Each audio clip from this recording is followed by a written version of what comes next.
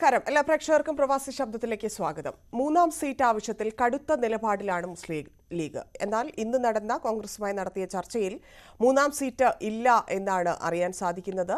പകരം രാജ്യസഭാ സീറ്റ് എന്ന കാര്യത്തിലും കോൺഗ്രസ് നേതാക്കൾ പ്രതികരിക്കുന്നുണ്ട്. പക്ഷേ എന്തുകൊണ്ട് മൂന്നാം സീറ്റ് ആവശ്യത്തിൽ നിന്ന് ലീഗ് പിന്നോട്ട് പോകുന്നില്ല, എന്തുകൊണ്ട് കോൺഗ്രസ് അത് അനുവദിക്കുന്നില്ല എന്നുള്ള വിഷയങ്ങളാണ് അരമണിക്കൂറിൽ നമ്മൾ പരിശോധിക്കുന്നത്. നമ്മളോടൊപ്പം KMCC ദുബായ് പ്രതിനിധി OK ഇബ്രാഹിം, IYC ഇന്റർനാഷണൽ പ്രതിനിധി നിസാർ കുന്തംകുളത്തിങ്ങൽ, ഇടത് സഹയാത്രികൻ ഈസ ചൊക്ലി എന്നിവർ ചേരുന്നുണ്ട്. 3 പേർക്കും സ്വാഗതം. ഞാൻ ആദ്യം നിസാറിലേക്ക് പോകുന്നു. നിസാർ, ഇന്ന് ഇപ്പോൾ ലീഗിന്റെ ആവശ്യം കടുത്ത തീരുമാനം എന്നൊക്കെ പറഞ്ഞുകൊണ്ടാണ് മീറ്റിംഗിലേക്ക് എത്തുന്നത്. പക്ഷേ അവിടെയും മൂന്നാം സീറ്റ് എന്നതില്ല എന്ന് ലീഗ് പ്രതിനിധികൾ അറിഞ്ഞിട്ടുണ്ട്. പക്ഷേ ലീഗ് പറയുന്നത് എല്ലാം ഓക്കെയാണ്, 27-ന് കൃത്യമായിട്ടുള്ള വിവരം തരാമെന്നൊക്കെ പറഞ്ഞ് PK കുഞ്ഞാലിക്കുട്ടി പോകുന്നുണ്ടെങ്കിലും എന്താണ് അവിടെ സംഭവിച്ചത്? എന്തുകൊണ്ട് മൂന്നാമത്തെ സീറ്റ് കോൺഗ്രസ് അംഗീകരിക്കുന്നില്ല?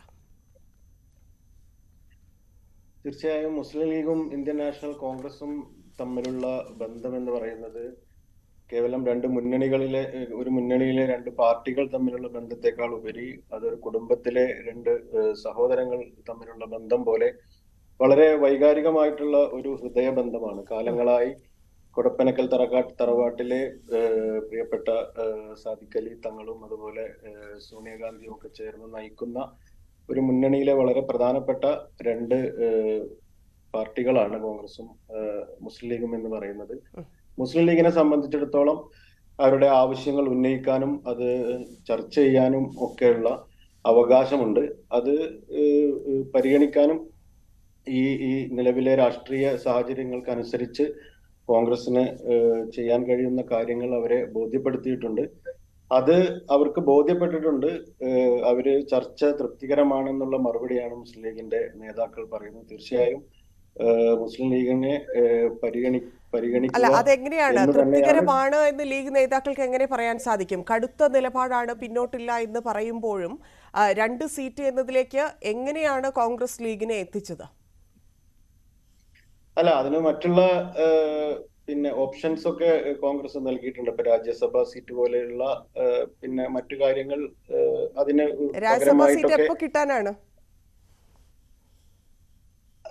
അത് തീർച്ചയായും കിട്ടുമല്ലോ. അത് എന്തായാലും ലീഗിന്റെ ഒരു ആവശ്യം കോൺഗ്രസ് തീർച്ചയായിട്ടും പരിഗണിക്കും എന്ന് തന്നെയാണ് നമുക്ക് കാണാൻ കഴിയുന്നത്. ശരി, ശ്രീ ഈസ ചൊക്ലി, ഇവിടെ കോൺഗ്രസും ലീഗും തമ്മിലാണ് ഇപ്പോഴത്തെ ചർച്ച എന്നുണ്ടെങ്കിലും തെരഞ്ഞെടുപ്പിൽ ആര് മത്സരിക്കണം, ആർക്കൊക്കെ എത്ര സീറ്റ്, എന്തൊക്കെ കാര്യങ്ങൾ അവരുടെ മുന്നണി പ്രശ്നമാണ്, അവരത് പരിഹരിക്കും. പക്ഷേ ഇതിനിടയിൽ കൂടി LDF-യുടെ സ്ഥാനാർത്ഥികളെ ഒട്ടുമിക്ക ആളുകളെയും പ്രഖ്യാപിച്ച് 27-ന് മറ്റ് CPI-യുടേത് കൂടിയായാൽ ഫുൾ ലിസ്റ്റായി. ഇടതുപക്ഷത്തിന്റെ സ്ഥാനാർത്ഥി നിർണയ കാര്യത്തിലൊക്കെ പക്കാ കാര്യങ്ങൾ നടക്കുന്നുണ്ട്. പക്ഷേ ഇവിടെ ഉണ്ടായിരിക്കുന്ന ഈ ഒരു മൂന്നാം സീറ്റ് ആവശ്യത്തിൽ ഉണ്ടായിരിക്കുന്ന വിവാദം, ഇല്ലെങ്കിൽ ലീഗിന്റെ ആ ഒരു ആവശ്യത്തെ ഇടതുപക്ഷം എത്ര സമർത്ഥമായി ഉപയോഗിച്ചു, ഇല്ലെങ്കിൽ ഇതിനു മുൻപ് തന്നെ അതിനെ എത്ര സമർത്ഥമായിട്ട് ഇവിടെ ഉപയോഗിക്കാൻ ശ്രമിച്ചു എന്നൊക്കെയുള്ളത് നമ്മൾ കണ്ടതാണ്. പക്ഷെ അതിലൊന്നും ലാഭമുണ്ടാക്കാൻ സാധിച്ചില്ല ഇതുവരെ. ഒരു മുന്നണി മാറ്റത്തെക്കുറിച്ച് ലീഗ് ചിന്തിക്കുന്നു പോലും ഉണ്ടാകില്ല ഈ സാഹചര്യത്തിൽ. അത് എത്ര വലിയ തിരിച്ചടിയാണ്, ഇല്ലെങ്കിൽ LDF-ന് അത് എത്രത്തോളം ബാധിച്ചിട്ടുണ്ട്, അത്തരത്തിലൊരു നീക്കം പോലും നടന്നില്ല എന്നുള്ളത്?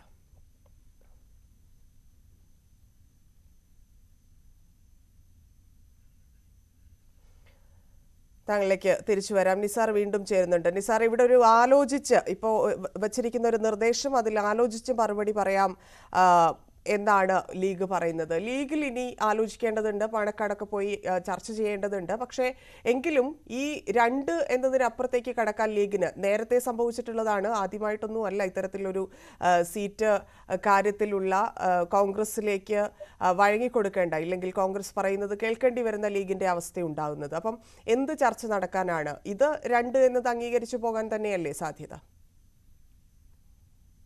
അല്ല, തീർച്ചയായിട്ടും ലീഗിനെ സംബന്ധിച്ചിടത്തോളം അല്ലെങ്കിൽ അവരുടെ ആവശ്യങ്ങളെ ഉന്നയിക്കുക, അല്ലെങ്കിൽ പരമാവധി അവരുടെ അവകാശങ്ങൾ പിടിച്ചു വാങ്ങുക എന്നുള്ള ഒരു ഇതിലാണ് അവർ ആ ഒരു ആവശ്യം ഉന്നയിച്ചിട്ടുള്ളത്. അപ്പൊ അതൊരു മുന്നണി സംവിധാനത്തിൽ നിലവിലെ ഇന്ത്യൻ മുന്നണിയുടെ സാഹചര്യങ്ങൾ നമുക്കറിയാം. കോൺഗ്രസ് ഏറ്റവും വലിയ ഒറ്റക്കക്ഷിയായി മാറേണ്ടതുണ്ട്.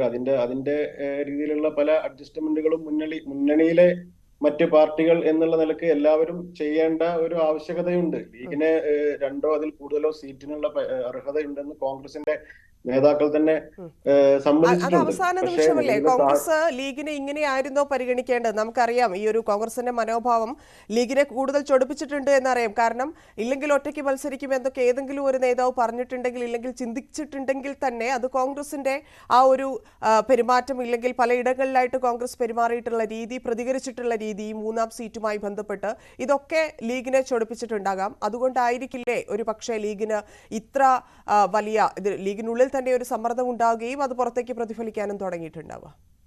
ഒരിക്കലും ഇല്ല. അതൊക്കെ മലർപ്പൊടിക്കാരുടെ ഒരു സ്വപ്നം എന്ന് പറയുന്നത് പോലെ CPM-ന്റെ വെറും ആഗ്രഹങ്ങൾ മാത്രമാണ്. അത് പിന്നെ മുന്നണിയിൽ നിന്ന് പിന്നെ പോവുക എന്നൊക്കെ പറഞ്ഞാൽ അതൊന്നും ഒരിക്കലും നടക്കാത്ത കാര്യമാണ്. നമ്മൾ നോക്കേണ്ടത് ഇങ്ങനെ ഒരു യു ഡി എഫിനെ സംബന്ധിച്ചിടത്തോളം ഇങ്ങനെ ഒരു ചർച്ചക്കുള്ള സ്പേസ് എല്ലാ പാർട്ടികൾക്കും ഉണ്ട്. അത് കോൺഗ്രസിനായാലും ലീഗിനായാലും അവരവരുടെ ആവശ്യങ്ങൾ ഉന്നയിക്കാനുള്ള ഒരു സ്പേസ് ഉള്ള ഒരു സംവിധാനമാണ് UDF എന്ന് പറയുന്നത്. പക്ഷേ മറിച്ച് ഇടതുപക്ഷത്തിന്റെ LDF-നെ നോക്കുകയാണെങ്കിൽ അതിൽ CPM എന്താണ് പറയുന്നത് അത് കേൾക്കുക എന്നുള്ള ഒരു ഇതല്ലാതെ അതിനപ്പുറത്തേക്ക് ഒരു ആവശ്യം ഉന്നയിക്കാനോ ഇതുപോലെ ഒരു ഡിമാൻഡ് വെക്കാനോ ഉള്ള ഒരു സ്പേസ് പോലും LDF-ൽ ഇല്ല. അപ്പോ അതുകൊണ്ട് ആ LDF ആണ് ഈ കാര്യത്തിൽ അല്ലെങ്കിൽ UDF-നെ അല്ലെങ്കിൽ ലീഗിനെ കോൺഗ്രസിനെ ഒക്കെ കുറ്റം പറയുന്നത്. അതിനുള്ള അവകാശം പോലും അവർക്കില്ല എന്നുള്ളതാണ് പറയാനുള്ളത്. തീർച്ചയായും ഇതൊരു മുന്നണിയിലെ രണ്ട് പാർട്ടികൾ തമ്മിലുള്ള ചില അഭിപ്രായ വ്യത്യാസങ്ങളെ ചർച്ച ചെയ്ത് പരിഹരിക്കുക എന്നുള്ളതാണ്. അതിൽ അവരവരുടെ ആവശ്യം ഉന്നയിച്ചു. ആ ആവശ്യം പിന്നെ അതിൽ എന്താണ് ചെയ്യാൻ കഴിയുക എന്നുള്ള ഉത്തരം കോൺഗ്രസ് നേതാക്കൾ അവരെ അറിയിച്ചു. അത് അവരുടെ തങ്ങളൊക്കെ ആയിട്ട് ആലോചിച്ച് മറുപടി പറയും എന്നാണ് ബഹുമാനപ്പെട്ട കുഞ്ഞാലിക്കുട്ടി സാഹിബ് അടക്കമുള്ള ആളുകൾ ഇന്ന് പത്രസമ്മേളനത്തിൽ പറഞ്ഞത്. തീർച്ചയായും ലീഗ് നല്ലൊരു തീരുമാനമെടുക്കും ആ കാര്യത്തിൽ എന്ന് തന്നെയാണ് ഞങ്ങളുടെ പ്രതീക്ഷ. ഇവിടെ മറ്റൊരു ഫോർമുല, അതായത് അധികം പിണക്കാൻ സാധിക്കില്ല, പടിവാദികൾ തെരഞ്ഞെടുപ്പ് നിൽക്കുന്ന കാരണം കൊണ്ട്. അപ്പം ഈ രാജ്യസഭാ സീറ്റ് എന്നൊരു ഫോർമുല അത് മുമ്പോട്ട് വെക്കുമ്പോൾ കോൺഗ്രസിന് അത് എത്രത്തോളം ഉറപ്പ് നൽകാൻ സാധിക്കുന്നുണ്ട് എന്നുള്ളത് മറ്റൊരു വിഷയം. പക്ഷേ അത് മനസ്സിലാകാത്ത ആളുകളല്ലല്ലോ ലീഗിലുള്ളവരാരും. അപ്പോൾ ഈ രാജ്യസഭ എന്നതിലേക്ക് മാത്രം ചുരുങ്ങി ഒരു പക്ഷേ ലീഗ് വഴങ്ങിക്കഴിഞ്ഞാൽ മുന്നണിയിലെ തർക്കം അതോടെ അവസാനിക്കേണ്ടതാണ്. ഒരു പക്ഷേ അങ്ങനെയായിരിക്കാം 27-ാം തീയതി സംഭവിക്കാൻ പോകുന്നത്. എങ്കിൽ പോലും ഇതിനുള്ളിലുള്ള ഇപ്പം നമുക്കറിയാം അംസയെ പോലെയുള്ള ആളുകളെ ഇടതുമുന്നണി അവിടെ സ്ഥാനാർത്ഥിയായി നിർത്തുമ്പോൾ എത്രത്തോളം ലീഗിനുള്ളിൽ നിന്ന് തന്നെ പോകുന്ന വോട്ടുകൾ കൂടുതലാണ്. ലീഗിനുള്ളിലെ കഴിഞ്ഞ പല വിഷയങ്ങളിലും എടുത്ത നിലപാടുകളിലുള്ള പ്രശ്നങ്ങൾ കൊണ്ട് ലീഗിനകത്ത് തന്നെ ആളുകൾ LDF-ന്റെ സ്ഥാനാർത്ഥിക്ക് വോട്ട് ചെയ്യുന്നൊരു സാഹചര്യത്തിലേക്ക് കാര്യങ്ങൾ പോകും. അപ്പോൾ കുറച്ചുകൂടി സ്ട്രോങ് ആയി നിൽക്കേണ്ട സാഹചര്യത്തിൽ ഇങ്ങനെയുള്ള ഒരു വിട്ടുവീഴ്ചയ്ക്ക് കൂടി ഇല്ലെങ്കിൽ വഴങ്ങലിന് കൂടി ലീഗ് തയ്യാറായാൽ അത് ലീഗിനുള്ളിൽ തന്നെ ഒരു വലിയ ബുദ്ധിമുട്ടുണ്ടാക്കാൻ കാരണമാകില്ലേ?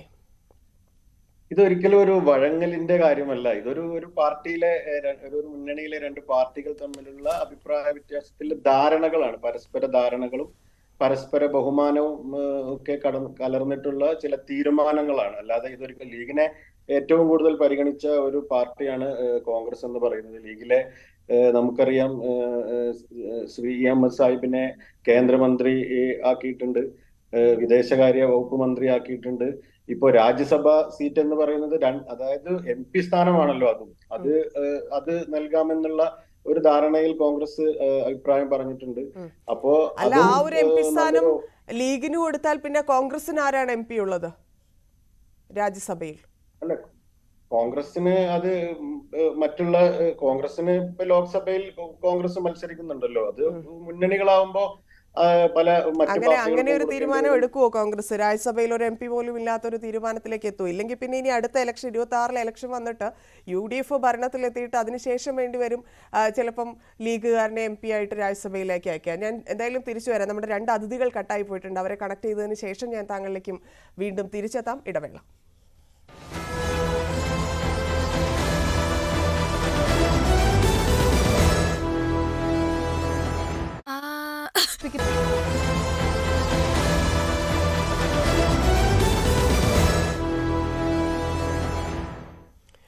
ചർച്ച തുടരുന്നു.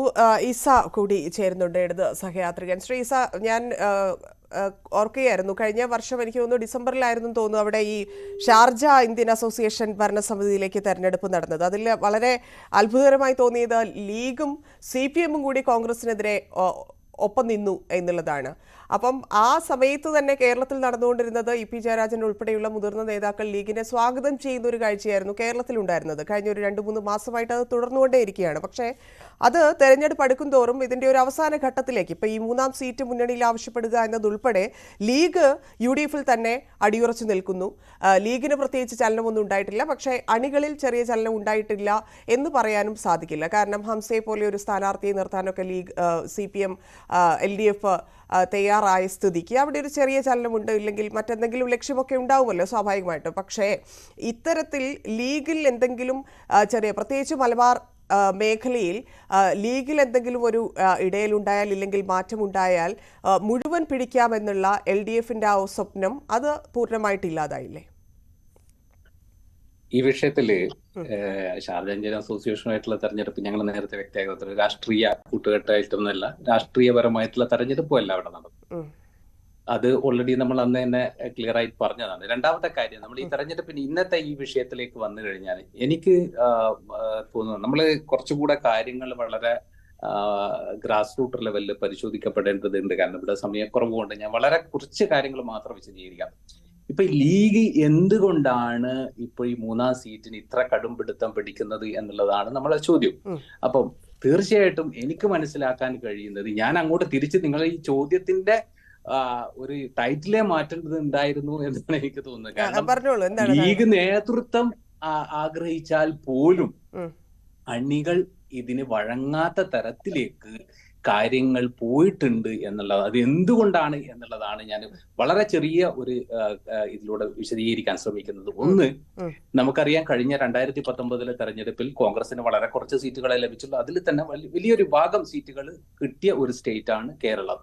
പക്ഷെ ഈ കേരളത്തിൽ നിന്ന് പോയ MP-മാർ എന്താണ് പാർലമെന്റിൽ ചെയ്ത് കൂട്ടിയത്, എത്രത്തോളം ഈ ഫാസിസ്റ്റ് ഭരണകൂടത്തിനെതിരായിട്ടുള്ള പ്രതിരോധ ശക്തിയായിട്ട് അവർക്ക് മാറാൻ കഴിഞ്ഞിട്ടുണ്ട് എന്നുള്ള ഇടത്താണ് ലീഗ് അണികളിൽ ഇത്തരം ഒരു കടുത്തൊരു വികാരം ഉണ്ടാകാനുള്ള പ്രധാനപ്പെട്ട കാരണം. കാരണം ഇവിടുന്ന് പോയ MP-മാർ ആകെ 2 കാര്യത്തിൽ, കോൺഗ്രസ് MP-മാർ ആകെ 2 കാര്യത്തിന് അവിടെ വായ തുറന്ന് എന്നുള്ളതാണ് ലീഗ് അണികൾ പോലും പറയുന്നത്. ഒന്ന്, പിന്നെ കേരളത്തിലുള്ള, അതായത് ന്യൂനപക്ഷത്തിന് വേണ്ടി സംസാരിക്കാൻ ഇവിടെ നിന്ന് MP-മാർ പോയാൽ മാത്രമേ സാധിക്കൂ എന്നുള്ള പൂർണ്ണ ബോധ്യം ലീഗിന് വന്നു എന്നാണ് താങ്കൾ പറയുന്നതെന്ന് മനസ്സിലാക്കുന്നു. പക്ഷേ സമീപകാലത്ത് ഇപ്പൊ പലസ്തീൻ വിഷയത്തിലും അയോധ്യ വിഷയത്തിലും ഉൾപ്പെടെ ലീഗ് നിർബന്ധിതമായി എടുക്കേണ്ടി വന്ന നിലപാടുകൾ, ഇപ്പൊ തങ്ങൾ ഉൾപ്പെടെ സംസാരിക്കേണ്ടി വന്ന ആ രീതി, അത് കോൺഗ്രസിന്റെ നിർബന്ധം കൊണ്ടോ ഇല്ലെങ്കിൽ അതിൻ്റെ ഉള്ളിൽ വന്നിട്ടുള്ള ആ ഒരു പ്രശ്നം അത് അണികളിലേക്ക് കൂടുതലായിട്ട് ബാധിച്ചിട്ടുണ്ടാവില്ലേ? അതാണ് ഞാൻ പറഞ്ഞത്. കേരളത്തിലുള്ള ലീഗ് അണികൾ പോലും പറഞ്ഞു, ഇവിടുന്ന് പോയ കോൺഗ്രസ്സുകാർ അവിടെ ചെയ്തത് ഒന്നെങ്കിൽ അവര് 2 കാര്യത്തിനാണ് വായ തുറന്നതെന്ന് ലീഗ് അണികൾ പോലും പറയുന്നത്. ഒന്ന്, ഭക്ഷണം കഴിക്കാണ്. രണ്ടാമത്തത്, കേരളത്തിന് കിട്ടേണ്ട അർഹതപ്പെട്ട ന്യായമായ അവകാശങ്ങൾ എങ്ങനെയൊക്കെ ഇല്ലായ്മ ചെയ്യാം എന്നതിൽ മാത്രമാണ് അവർ കോൺസെൻട്രേറ്റ് ചെയ്തത്.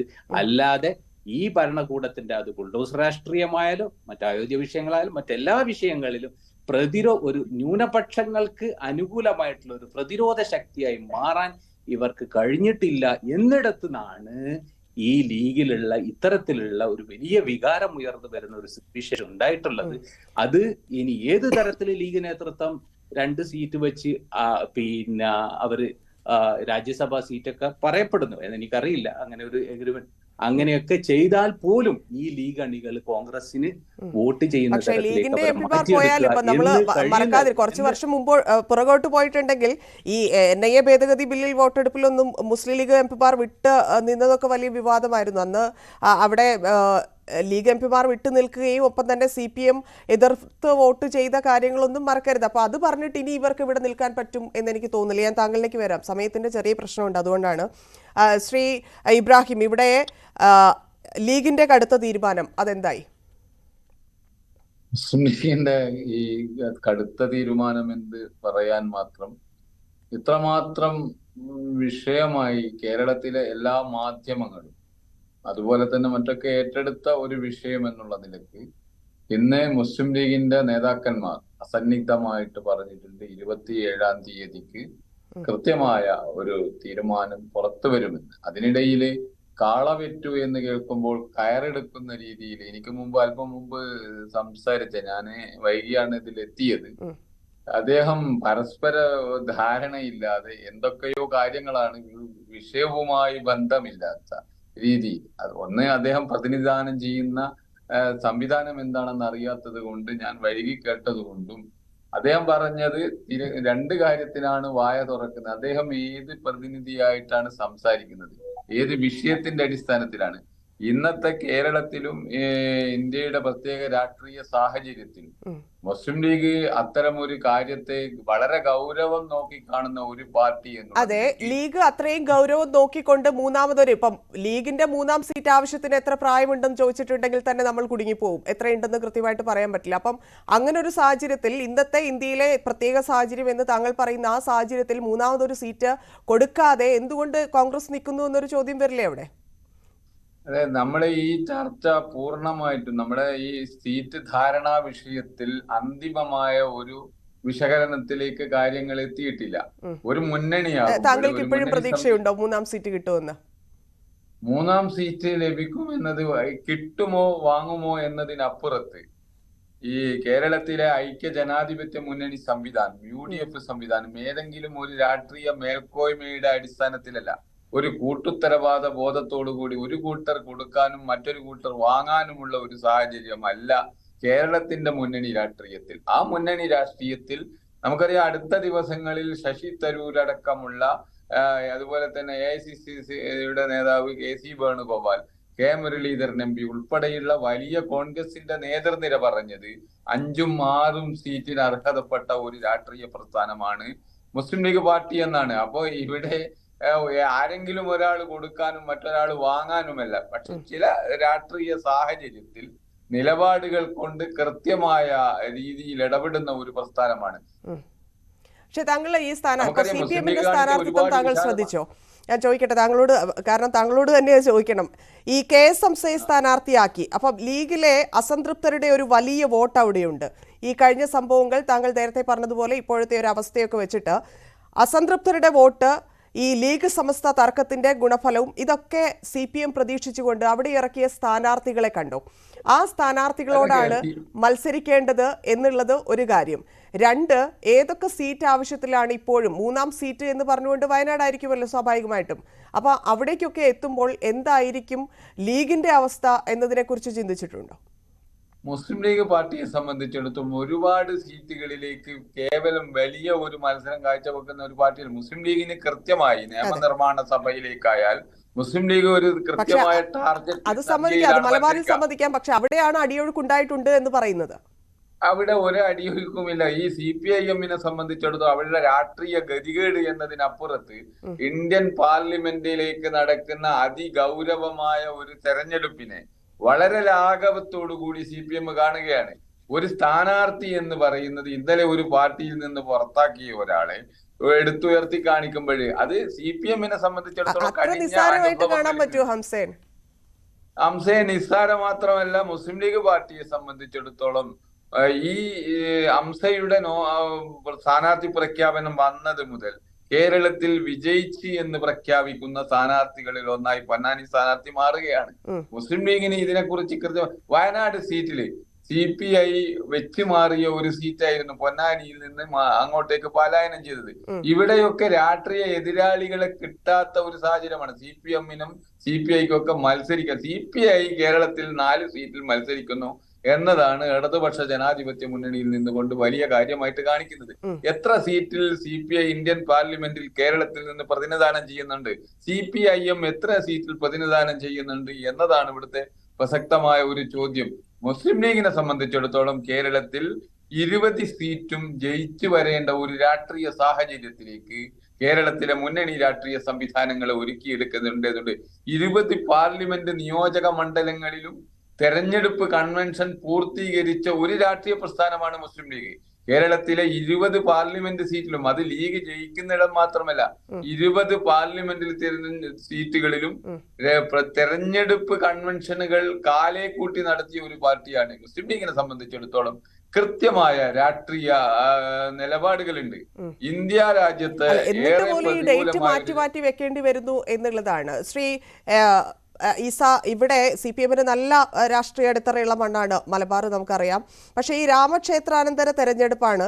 ന്യൂനപക്ഷ വോട്ടുകളിൽ പൊതുവെ CPM വലിയ പ്രതീക്ഷ വെക്കുന്നുണ്ട് എങ്കിൽ പോലും ഈ പറയുന്ന ഘടകങ്ങളെല്ലാം ഇപ്പം ലീഗിനെ സംബന്ധിച്ച് ലീഗിൽ നിന്ന് നേരത്തെ പറഞ്ഞതുപോലെ ലീഗ് വിരുദ്ധ ഫാക്ടർ കൂടി പ്രവർത്തിക്കുന്നത് നമുക്കറിയാം. അതുകൊണ്ട് തന്നെ അത്രയും ശക്തമായ ഇപ്പം എളമരം കരീം, KK ശൈലജ, ജയരാജൻ ഉൾപ്പെടെയുള്ള വളരെ ശക്തമായൊരു നിരയെ അവിടെ ഇറക്കുന്നുണ്ടെങ്കിലും ഈ പറയുന്ന വിഷയങ്ങൾ ഒന്നുമല്ല നടക്കുന്നത്. ഈ ലീഗിൽ നിന്ന് പ്രതീക്ഷിക്കുന്ന കാര്യങ്ങളല്ല നടക്കുന്നത്, അതിന് വിരുദ്ധമായിട്ടാണ് എന്നുണ്ടെങ്കിൽ ഒരു വലിയ മോശപ്പെട്ടൊരു തോൽവിയിലേക്ക് പോകാനുള്ള സാധ്യത കൂടി LDF മുന്നിൽ കാണുന്നുണ്ടാവില്ലേ? ഇതില് ഇപ്പം എനിക്ക് മുമ്പേ സംസാരിച്ച ലീഗിന്റെ പ്രതിനിധി പറഞ്ഞ 1-2 കാര്യങ്ങളൊന്നും സൂചിപ്പിച്ചു പോകാൻ ഞാൻ ആഗ്രഹിക്കണം. ഒന്ന്, അദ്ദേഹം പറഞ്ഞത് നമ്മൾ അടിസ്ഥാനരഹിതമായിട്ടുള്ള കാര്യങ്ങൾ. ഞാൻ പറയുന്നത് ആ സുഹൃത്തിനോട്, ഇന്ന് ലീഗിന്റെ അണികൾക്കിടയിൽ ഏറ്റവും കൂടുതൽ വിറ്റഴിക്കപ്പെടുന്ന ഒരു പത്രമാണ് സുപ്രഭാതം. സുപ്രഭാതം CPM-ന്റെ പത്രമല്ല, അതാരുടെ പത്രമാണെന്ന് ലേഖികർക്കറിയാം, എല്ലാവർക്കും അറിയാം. ആ പത്രത്തിൽ വന്ന വാർത്ത, അതിൽ വരുന്ന അഭിപ്രായ പ്രകടനങ്ങൾ മാത്രം മതി ഞാൻ ഈ പറഞ്ഞ ഈ ഘടകങ്ങൾ സാധൂകരിക്കാൻ എന്ന് മാത്രമേ ആ സുഹൃത്തിനോട് എനിക്ക് പറയാനുള്ളൂ. അതിൽ കൃത്യമായിട്ട് എന്തുകൊണ്ട് ലീഗ് 3-ാം സീറ്റ് ചോദിക്കുന്നു എന്നുള്ളത് മെനഞ്ഞാന്നത്തെ സുപ്രഭാതം വായിച്ച എന്റെ സുഹൃത്തിന് മനസ്സിലാകും എന്നുള്ളതാണ്. എങ്ങനെയാണ് ലീഗിന്റെ അണികൾ ചിന്തിക്കുന്നത് എന്ന് അതിൽ നിന്ന് തന്നെ വ്യക്തമാണ്. എനിക്ക് തോന്നുന്നു സാറിന് അതിന് മറുപടി ഉണ്ടെന്ന്. പക്ഷെ നമ്മുടെ സമയം അവസാനിച്ചു, രണ്ടാമത്തെ കാര്യം നിങ്ങൾ നിർത്തുകയാണ്. നന്ദി ശ്രീ OK ഇബ്രാഹിം, ശ്രീ നിസാർ കുന്നംകുളത്തിങ്ങൽ, ശ്രീ ഈസ ചൊക്ലി ചർച്ചയിൽ പങ്കെടുത്തതിന്. പ്രവാസി ശബ്ദം പൂർണ്ണമാവുന്നു. നമസ്കാരം.